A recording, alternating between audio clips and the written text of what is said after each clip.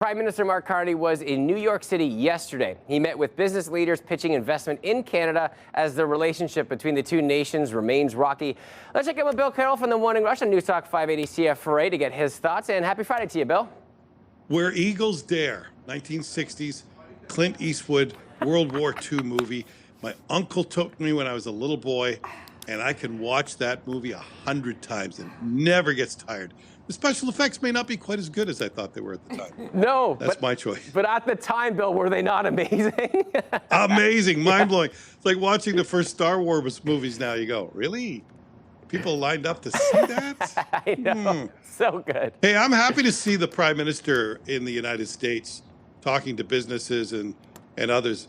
He's actually talking mostly indirectly to Donald Trump, I think. But I wanted to mention this because I'm not going to tell you I have some big secret source, but when you do this job in the nation's capital, you hear from people. Some of them say they work in government, they're involved in negotiating these deals, and you never know if it's true. But when you get enough of these kinds of calls and you hear from people who know people, and I get texts and emails from business people, and there's a trend that I've been hearing recently, and the trend is frustration about Mark Carney. Now, I think a lot of what he's doing is putting on a show for Donald Trump, but when he makes these announcements about trade deals or memorandums of understanding for future trade deals, a lot of people are saying, what are we doing here? This is not what we need. We need to fix the problem with the U.S. It's all very well and good to do a trade deal with a foreign country, but in the end, our businesses, Canadian businesses, have to want to do business in those countries, and many of them are just too far away geographically for it to make financial sense.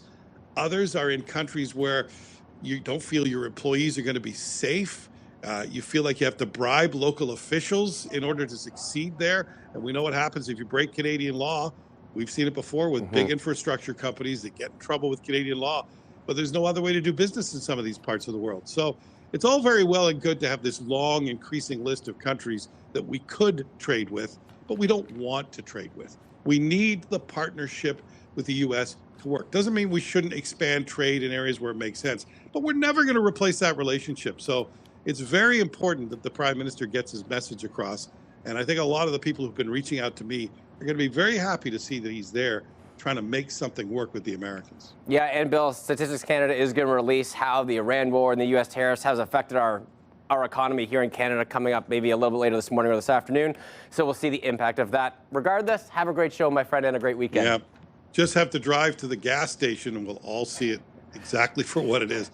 Have a great weekend, guys. You as well, Bill. And remember, you can listen to The Morning Rush with Bill Carroll on News Talk 580 CFRA weekdays from 6 till 10 in the morning.